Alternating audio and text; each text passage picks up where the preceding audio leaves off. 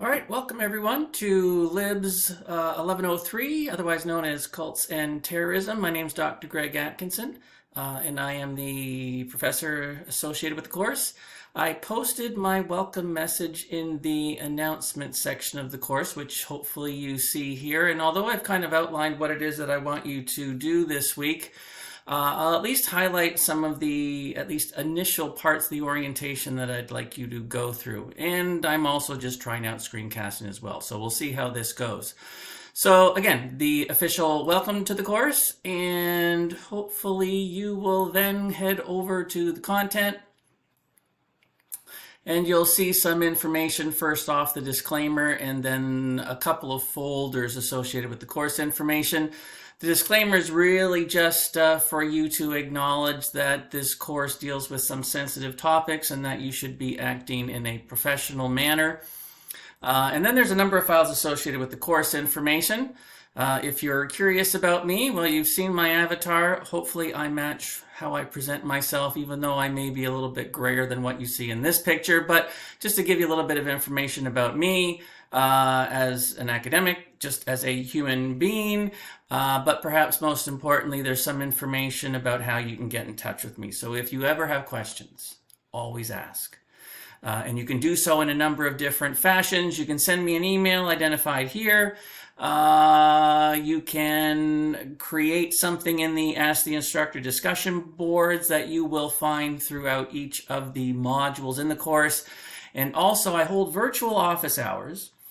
This is an asynchronous online course, so that means there's no fixed lecture time or anything to that effect. So all the content is given to you up front. But again, you may have questions about that content, or you may just want to talk about particular topics that have been raised in the modules. So I hold virtual office hours Thursdays, 12 to 1. Here's the Zoom link for them. And if you can't make that time, then simply reach out to me, either probably through email is best, and just say, hey, can we get together some other time, and I'll see if I can fit it into my schedule. So some initial information about me, how to get in touch with me. We'll see what's next here on the screen. The IP is essentially providing you with a week-by-week breakdown of what is going to be covered, and also identifies when the assessments will occur in the course, although there is a specific file that deals with evaluations. There's also a copy of the course outline. Questions for me, as I previously mentioned. So if you have a question, again, always ask. And at least during this first week, I know virtual classes are sometimes criticized for being somewhat impersonal and lacking a sense of community. Here's one attempt at trying to establish that. So I gave you a rather long preamble of myself. By no means do you need to give me or the rest of your peers something quite as long, but I'd encourage you to say something a little bit about yourself. A few people have already said hello on this first day, and I've tried to respond to everyone. And as you do come to introduce yourself to the class, I'll try to read through them all and say a little bit something, or maybe pose a question to you as well. So if you're in the course and want to see who else is in the course, you may be noticing that someone is in the same program as you or has similar interests. This is at least one way in which you can potentially reach out to them and say hello as well. And then there's a bunch of stuff in the tools the relearner section that talks about really e-Conestoga and various aspects of academic policy and so forth that you can go through as well. Perhaps the more notable link also within the course information folder is the evaluations at a glance. And essentially there are 2 tests and 3 assignments. So a visual assignment, a report, and a final project. The 2 tests cumulatively were 30%, and it'll contain a mixture. They'll contain a mixture of multiple choice and short and maybe long essay style questions.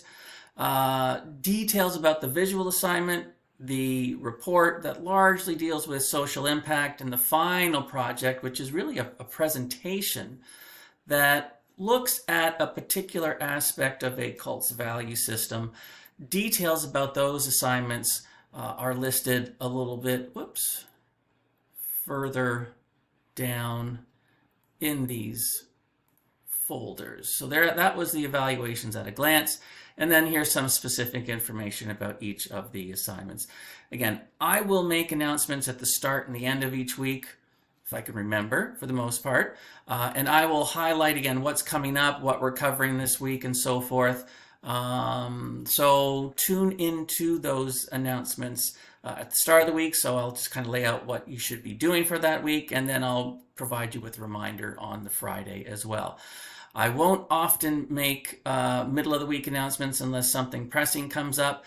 And you may see my face again. Well, certainly if you attend my virtual office hours, you'll see my face. But I will start to experiment a little bit more with these screencasts and embed them in the announcements as well.